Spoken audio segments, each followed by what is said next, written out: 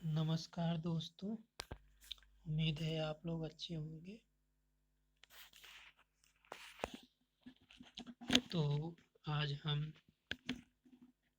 आधुनिक शिक्षा प्रणाली के विषय में चर्चा करेंगे। तो जैसा कि आप जानते हैं, वैदिक कालीन शिक्षा, इस्लाम कालीन शिक्षा और वैदिक कालीन शिक्षा, बौद्ध कालीन, मुस्लिम कालीन शिक्षा हो चुकी है। अब हम बात करेंगे आधुनिक शिक्षा प्रणाली। यहाँ से कैसे कैसे प्रश्न बनते हैं। तो यहाँ से पहले बात करते हैं। पूछा जाता है पुर्तगालियों का आगमन कब हुआ? तो 1510 में। भारत में यूरोपीय शिक्षा के जनक कौन थे? तो ये पुर्तगाली ही थे। और ईसाई मिशनरियाँ कब आई? 1613 में।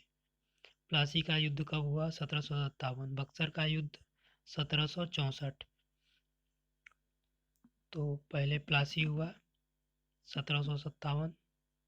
5-7, पहले 5 आता है, उसके बाद 6 आता है, तो कंफ्यूजन ना हो।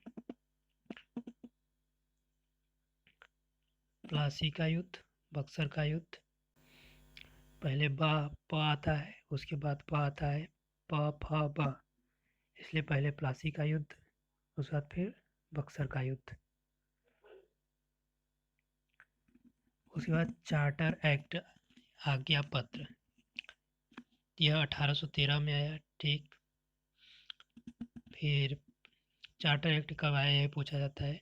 1599 ईस्ट इंडिया कंपनी की स्थापना। 1599 में ईस्ट इंडिया कंपनी की स्थापना हुई।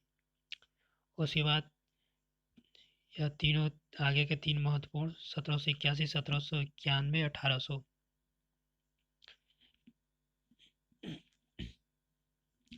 तो 1781 में कलकत्ता मदरसा, वारेन हेस्टिंग के द्वारा।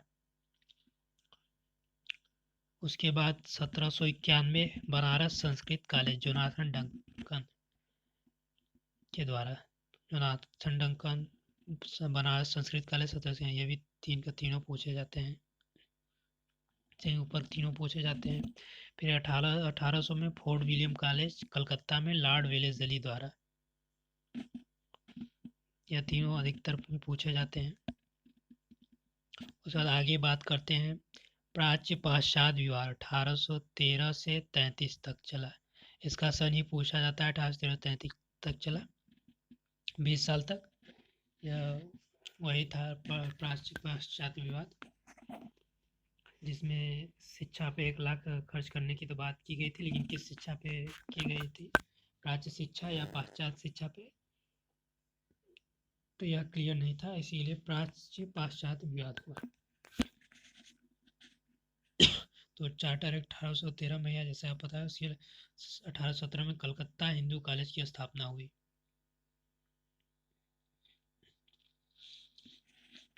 फिर आगे चलते हैं।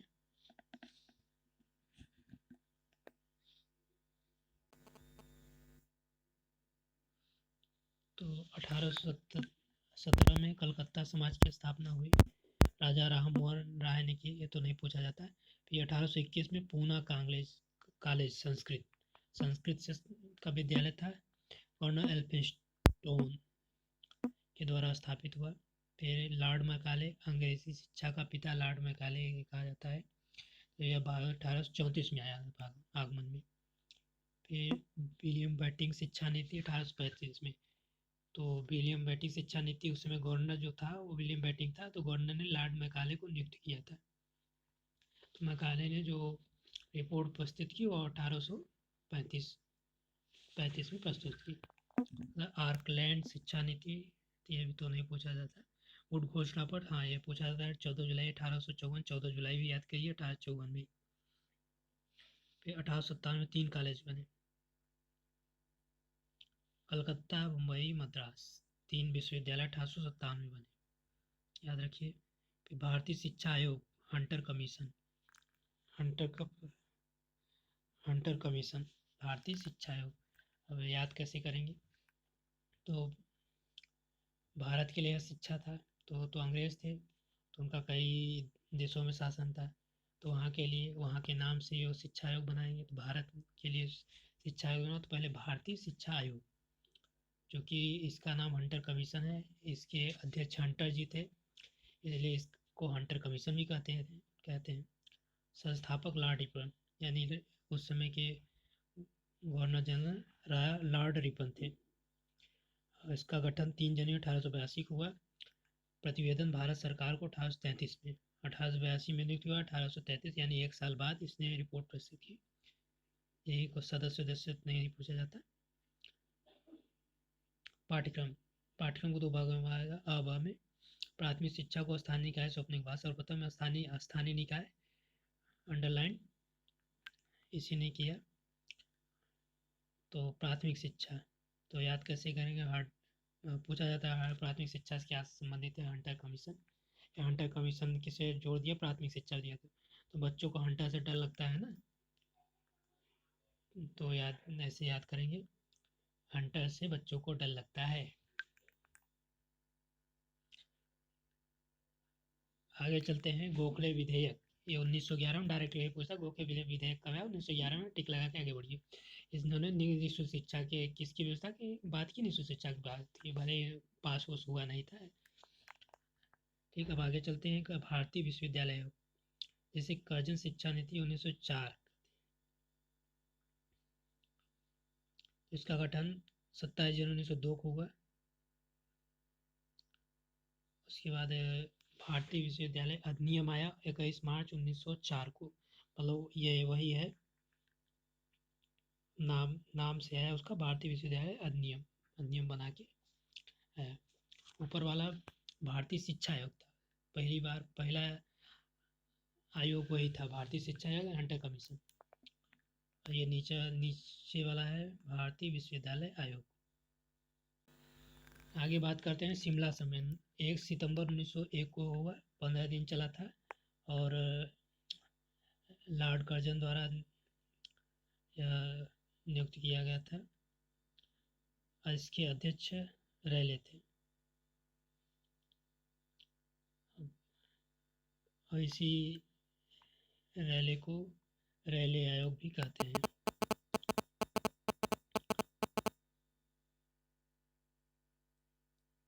इसमें 2 भारतीय सदस्य थे, डॉक्टर गुरदास बनर्जी, डॉक्टर सैयद हसन बेगरामी। तो ये तो नहीं आता, डायरेक्ट पूछा जाता शिमला सम्मेलन के बाद 1901। टिक लगाइए, आगे बढ़िए बस। भारत में केंद्रीय शिक्षा विभाग की स्थापना कर्जन ने की, है पूछा जाता है। केंद्रीय शिक्षा विभाग की स्थापना केंद्रीय कृषि अनुसंधान संस्थान बिहार कर्जन द्वारा। अब आते हैं कलकत्ता विश्वविद्यालय, 1917 से 19 तक, 2 साल तक चला। 1917 में गठित हुआ, 14 सितंबर, 7 सदस्य, प्रतिवेदन रिपोर्ट 1919, 2 साल लगे इनको रिपोर्ट देने में। सैंडलर आयोग भी कहते हैं, 17 में सैंडलर, ये सैंडलर जो थे लीड्स यूनिवर्सिटी के कुलपति थे। विशेषताएं, तो अध्ययन बोर्ड, स्टडी बोर्ड का गठन, विद्युत परिषद पूछा गया, गठन काउंसिल, माध्यमिक शिक्षा बोर्ड, सेकेंडरी एजुकेशन बोर्ड की स्थापना सुझाव द्वैत इन्होंने दिया था। ठीक, तो ये कलकत्ता विश्वविद्यालय आयोग से संबंधित यहाँ तक थे। उसके बाद आगे बात करते हैं अब द्वैत शासन कब आया। द्वैत शासन जो है 1921 से 1937 तक चला है। भारत सरकार अधिनियम जो आया 1919 में है। उसके बाद हर्टांग समिति 1927 से 1929 तक आया। 18 नवंबर 1917 को गठित किया गया है। इसका संबंध अव्यय व अवरोधन का सुझाव हर्टांग समिति ने दिया। तो यही पूछा जाता है, अव्यय अवरोधन का संबंध किससे है, हर्टांग समिति से। ठीक, एक वुड एवेट रिपोर्ट भी आई थी 1936 में, लेकिन नहीं पूछा जाता है, याद रख लीजिए।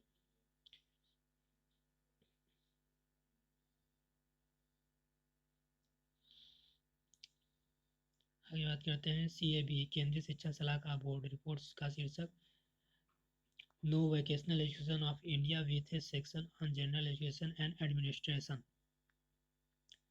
तो इसका फुल फॉर्म पूछा जाता है central advisory board of education, केंद्रीय शिक्षा सलाहकार बोर्ड। बाकी ये नीचे की जरूरी नहीं है। अब आते हैं, बात करते हैं वर्धा योजना। यह वर्धा में ही हुआ था, इसलिए वर्धा शिक्षा योजना कहते हैं इसे। अखिल भारतीय शिक्षा सम्मेलन, वर्धा शिक्षा सम्मेलन कहते हैं, 1937 में हुआ था। सभापति तो गांधी जी किए थे। इसके बाद वर्धा शिक्षा सम्मेलन हो गया, तो इसके बाद जाकिर हुसैन समिति 1937 में ही गठित की। वर्धा शिक्षा के बाद बेसिक शिक्षा, इसमें बेसिक शिक्षा पर जोर दिया गया था। रिपोर्ट जो जाकिर हुसैन की रिपोर्ट थी वो बेसिक शिक्षा से ही संबंधित थी। इसमें कहा गया शिक्षा का माध्यम जो होना चाहिए वो मातृभाषा होना चाहिए। 7 से 14 वर्ष के बालक के लिए होना चाहिए। समय अवधि 7 वर्ष होना चाहिए। तीनों बातें याद होनी चाहिए। यही क्वेश्चन पूछे जाते हैं। अब बात करते हैं सार्जेंट प्लान। 1944 हमारा देश आज़ाद होने वाला है। 40 वर्षीय योजना थी। सोच लिए 40 वर्षीय योजना प्रस्तुत कर रहे थे। इनके अध्यक्ष चांद सार्जेंट थे। अन्य नाम युद्धोत्तर शिक्षा विकास योजना। बाकी जरूरी नहीं है। अब स्वतंत्रता के बाद, ये तो स्वतंत्रता से पहले हो गए। अब आगे बात करें स्वतंत्रता के बाद। तो स्वतंत्रता के बाद विश्वविद्यालय शिक्षा आयोग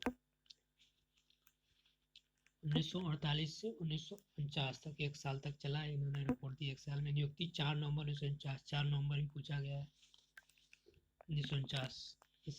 इसमें कृषि या ग्रामीण विश्वविद्यालय खोलने का सुझाव दिया गया। अध्यक्ष डॉक्टर सर्वपल्ली राधाकृष्णन थे।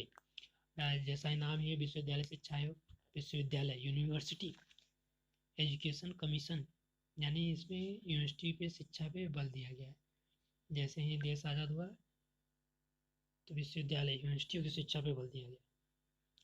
सदस्य डॉक्टर जाकिर हुसैन मुदालियर, ये वही मुदालियर आयोग हैं जो मुदालियर आयोग में लेके आएंगे।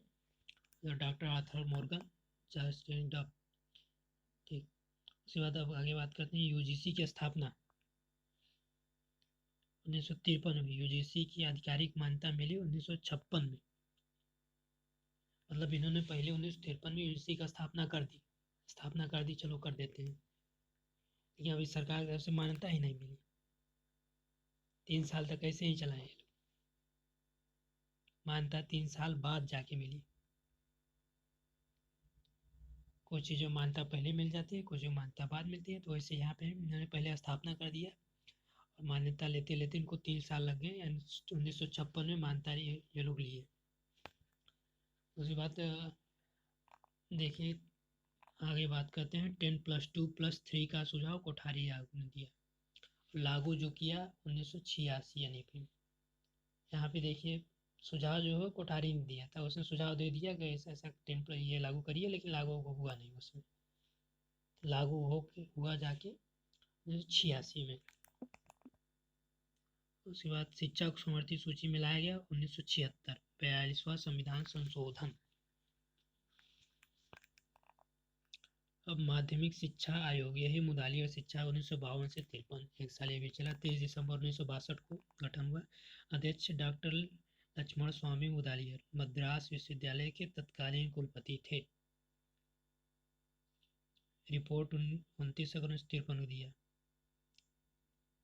इन्होंने त्रिभाषा सूत्र की बात सर्वप्रथम की। द्विभाषा, माफ करिए, त्रिभाषा द्विभाषा।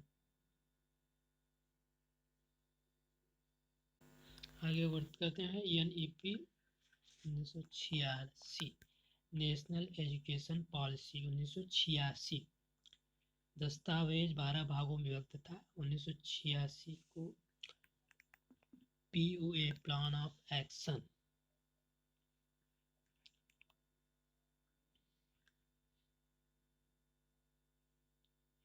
इसी को प्लान ऑफ एक्शन भी कहते हैं। ICDS एक योजना है। इसका फुल फॉर्म पूछा जाता है तो फुल फॉर्म अभी याद नहीं आ रहा है, तो आप लोग देख लीजिएगा फुल फॉर्म क्या होता है। 0 से 6 वर्ष तक के लिए बच्चों के लिए है ICDS। इसमें शिक्षक प्रशिक्षण की बात की गई थी। एनईपी 86 में शिक्षक प्रशिक्षण संस्थानों के गठन में विकास का सुझाव दिया गया था। और ये नीचे से दूसरा पॉइंट है, एनसीटी का गठन किया हुआ कब हुआ? 1993 में। आधिकारिक मान्यता 1995 में। मतलब यहाँ भी देखिए, ये लोग गठन तो पहले कर लिया 93 में, लेकिन मान्यता अभी लिए नहीं। मान्यता लेने में 2 साल लग गए, 95 में जाके मान्यता लिए। वे 2 साल तक ऐसे ही चला रहे थे। ये तो एक्स्ट्रा फैक्ट हुआ। यानी कि 86 से संबंधित फैक्ट। DIET ये भी 86 से संबंधित है। CIES IASE ये 86 से संबंधित है। तो फुल फॉर्म तो ये तो भी याद नहीं आ रहा है। इसमें DIET district institute of elementary training, DIET, इसे ही डाइट कहते हैं, 1986 से संबंधित है। ये डाइट वाला पूछा जाता है। न्यूनतम अधिकतम मानक मिनिमम लर्निंग लेवल MLL की बात भी 86 में की गई। ECCE पर विशेष बल, अर्ली चाइल्डहुड केयर एजुकेशन, इसमें भी इसको भी 2 कैटेगरी में बांटा गया है। तो इसका भी फुल फॉर्म आप लोग देख लीजिएगा।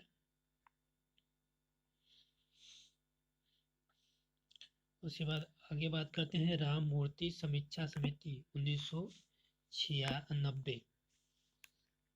यह 1990 में आया, 26/1990 को। शीर्षक था प्रबुद्ध मानवीय समाज की ओर। तो शीर्षक नहीं पूछा जाता, डायरेक्ट ऐसा नहीं पूछा जाता है।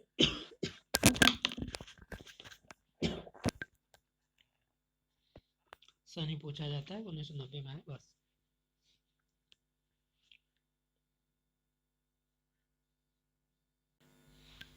बात करते हैं NCF की। हेडिंग डाल लीजिएगा NCF। तो NCF जो है,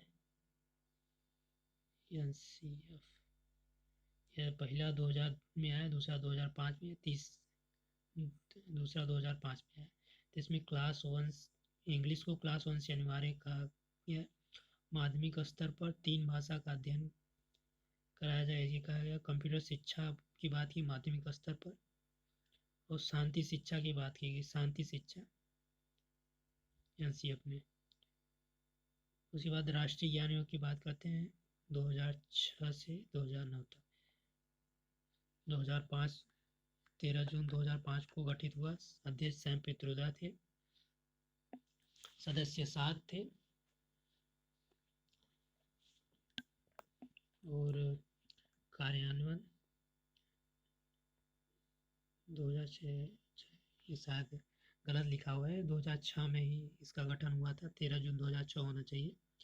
और संपूर्ण प्रतिवेदन 2009 को, मतलब 3 साल लगे इनको प्रतिवेदन देने में। शीर्षक का नाम राष्ट्र के नाम प्रतिवेदन। तो यही कब आया है? 2006 में। और शीर्षक राष्ट्र के नाम प्रतिवेदन, अध्यक्ष सैम पित्रोदा। यही 3 क्वेश्चन यहाँ से पूछे जाते हैं। तो उम्मीद है दोस्तों आपको अच्छा लगा होगा। और यदि आप लोगों ने टेलीग्राम लिंक नहीं ज्वाइन किया है तो ज्वाइन करें। CUSET एमएड एंट्रेंस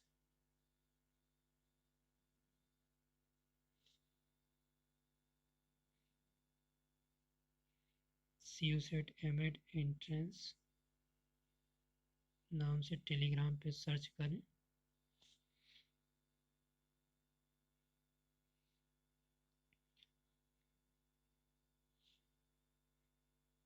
जिससे आपको यदि कोई वीडियो हो तुरंत मिल जाए, और भी जानकारी है तुरंत मिल सकती है उसमें। और अपने सहपाठियों के साथ डिस्कशन भी कर सकते हैं, अपनी समस्याओं को दूर भी कर सकते हैं। और यदि आप लोगों को वीडियो अच्छा लगा हो तो लाइक ज़रूर करिएगा। लाइक करने के लिए एक अंगुली ही उठाना है बस, और कुछ नहीं। और अपने दोस्तों को भी बताइए। जय हिंद, जय भारत।